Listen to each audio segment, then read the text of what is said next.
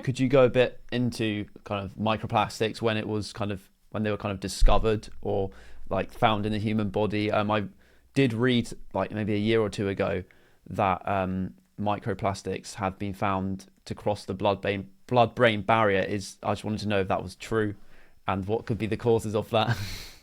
We got all good stuff now. I mean, we're finding look, I don't know when they were first discovered, but they certainly made the headlines in the last year in a big way because some of the better studies are coming out now.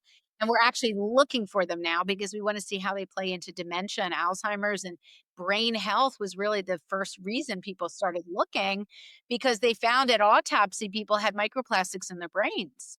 And then they were trying to figure out if it correlated with dementia, Alzheimer's, Parkinson's, and a lot of brain-related, degenerative diseases.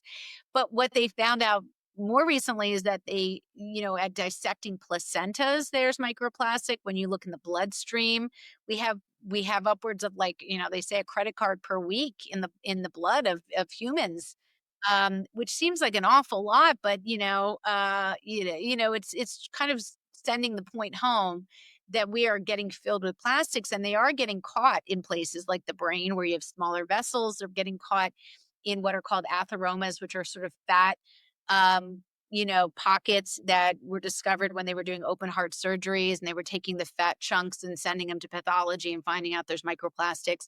And we're getting better at detecting even nanoplastics, which are smaller than microplastics, because a lot of detection has to do with what are the assays we have to detect. Otherwise, we don't think it's there unless we have a way to detect it, right? Same with chemicals.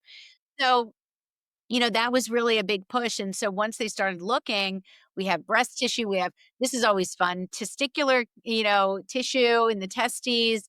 I mean, it's like once it gets to men, it's like, "Oh boy, now we gotta start really looking into this." Yeah, I mean, that's my bias, but yeah, anyway, I mean, the idea is like, it's everywhere in our human body. The question's gonna be, and I have a huge section on this, not so much huge, but I have a big section on this in the book, where I say, "Look, this is the issue, this is where it's at, and this is what we can do about it."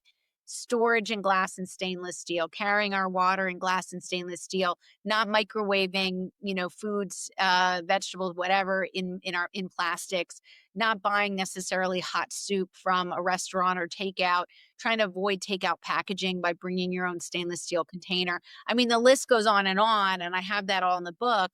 But it's more about creating habits in your home and products in your home that reduce plastic exposure. yeah. And can it cause really bad health implications such as cancer? Is there any studies on that?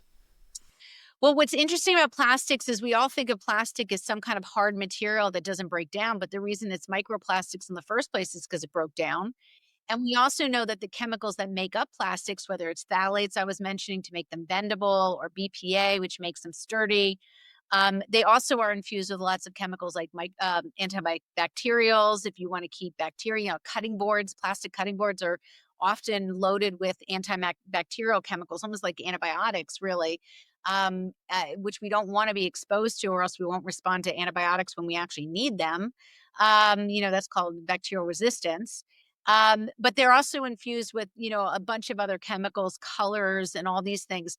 They can be recycled too. So, for instance, lots of headlines now about dark or black plastic utensils and bowls that are really an amalgam of multiple plastics being melted down together. And certainly, black covers up any colors from lots of different products.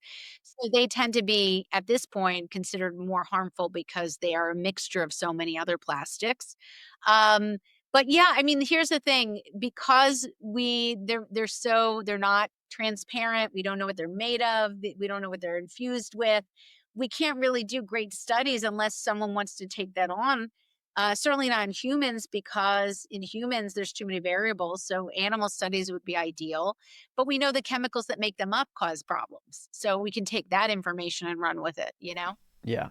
What are some food and drinks that are really high in microplastics that you've Food researched? and drink. Well, it's been discovered in beers. It's been just, it's certainly discovered in any plastic bottles containing food. Certainly canned foods. We know microplastics exist.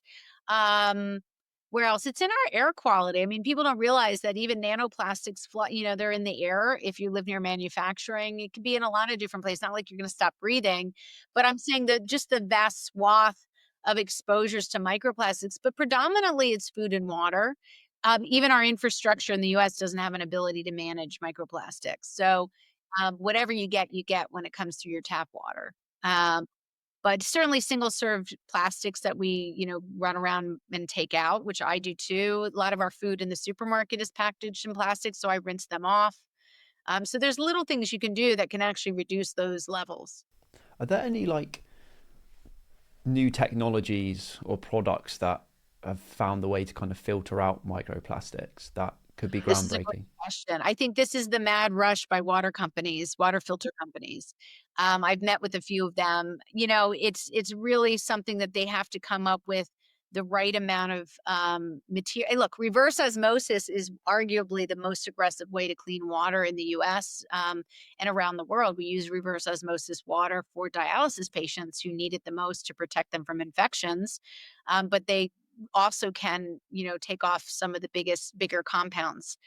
So I would say that reverse osmosis is becoming the way to go if you want to filter your water, and very likely will be evaluated for microplastics as we move forward, since it's become such an important topic. Yeah, I think if a company can really efficiently and effectively solve that problem, that will Yeah. end up being in a lot of homes and very lucrative for the company. So there's no reason Yeah. not to try and do it. Companies, I'd like to be a spokesperson for those companies, but I don't think they exist yet. So just, you be my agent, my broker. Go for it. Yeah.